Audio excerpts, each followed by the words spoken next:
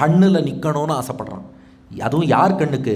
தேடி நின்ற கண்களிலே கண்ணன் வந்தான். எந்த கண் கிருஷ்ணனை காணணும் தேடுகிறதோ தேடுகிற கண்ணை நோக்கி கிருஷ்ணன் வருவான். கோபிகைகளோடு கிருஷ்ணன் ராசலீலைன்னு புரிந்தான். யமுனை கரையில் மணல் திட்டில் மாலை நேரம் சந்திரோதயமான பின் தென்றல் காற்று வீச இலையுதிர் காலத்திலே யமுனையின் அந்த கரையிலே அற்புதமான ராசலீலை கைகோத்து வட்ட வடிவில் கோபிகைகளோடு நாட்டியமாடுறான் கண்ணன். அப்போ கோபிகைகள் மனசில் ஒரு சின்ன கர்வம் வந்து தான். அதுக்காக நம்ம பக்தர்களை தோஷமாக சொல்லக்கூடாது, உடனே கோபிகைகளுக்கு கர்வம் வந்து தான் யோசிக்கக்கூடாது. நமக்கு பாடம் புகட்டுவதற்காக அவள் இதெல்லாம் பண்ணி காட்டுறா. கோபிகைகள் மனசில் சின்ன கர்வம். உலகத்தில் யாராவது கிருஷ்ணனை இப்படி அனுபவிச்சிருக்காளா? கூட நின்று டான்ஸ் ஆடுற பாக்கியம் நமக்கு தானே கிடச்சிதுன்னா கிருஷ்ணன் மறைஞ்சிட்டோம். இந்த நான்கிற அகங்காரம் இருந்தால் பகவானுக்கு பிடிக்காது. கோபிகைகள் எல்லாரும் ஆடிண்டே இருந்தால் திடீர்னு கிருஷ்ணனை காணும். சுச்சோ, கிருஷ்ணன் எங்கே போனான்னு தெரியலையே, கிருஷ்ணன் எங்கே போனான்னு தெரியலையே. தண்ணீரை விட்டு பிரிந்த மீன் துடிப்பது போல கோபிகைகள்லாம் துடிக்கிறா. கிருஷ்ணனை காணும், கிருஷ்ணனை காணும். இவனை தேடணும். எப்படி தேடுறது? முதல்ல இந்த வேதனை கொஞ்சமாவது தணிஞ்சாதான் தேட முடியும்.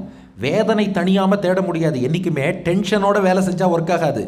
அதான் சொல்கிறா பாருங்க, அதிகமான சந்தோஷம், அதிகமான கோபம், அதிகமான வருத்தம் இதெல்லாம் இருந்தால் எந்த முடிவும் எடுக்காது. ஒரு 5-10 நிமிஷம் பொறுமையாக நிதானிச்சுன்னுட்டு அதுக்கப்புறம் முடிவெடுங்கிறா. கிருஷ்ணனை காணும், தண்ணீரை விட்டு பிரிந்த மீன் போல துடிச்சுன்னு இருக்கா. உடனே தேட முடியாது. முதல்ல இந்த வேதனையை தணிச்சுட்டு தேடணும். வேதனையை தணிக்க என்ன வழின்னு யோசிச்சா. அதுதான் அனுகாரம். அனுகாரம்ங்கிறா. அனுகாரம்னா ஒரு வகையில் ஆங்கிலத்தில் இமிட்டேஷன் பா, டிட்டோவா அது கிடையாது. ஆனால் அனுகாரம்னா ஒருத்தரை போல நாம் நடப்பதுன்னு அர்த்தம். யாரை பிரிஞ்சு நாம் வேதனைப்படுறோமோ கொஞ்ச நேரம் நாமே நம்மை அவராக கருதி கொண்டு அவரை போலவே செயல்பட்டா அவரை பிரிஞ்ச வேதனைங்கிறது போயிடுமா? புரியலையே? புரிகிறாப்புல உதாரணம் சொல்கிறேன்.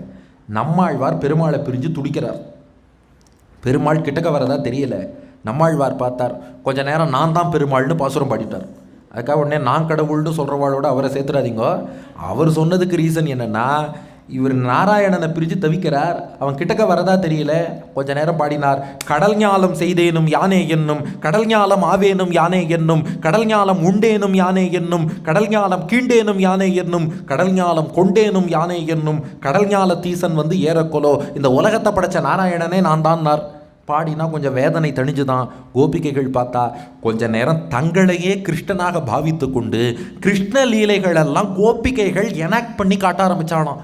அப்படி பண்ணினதால் அவர்களுடைய அந்த வேதனை தணிந்ததான்.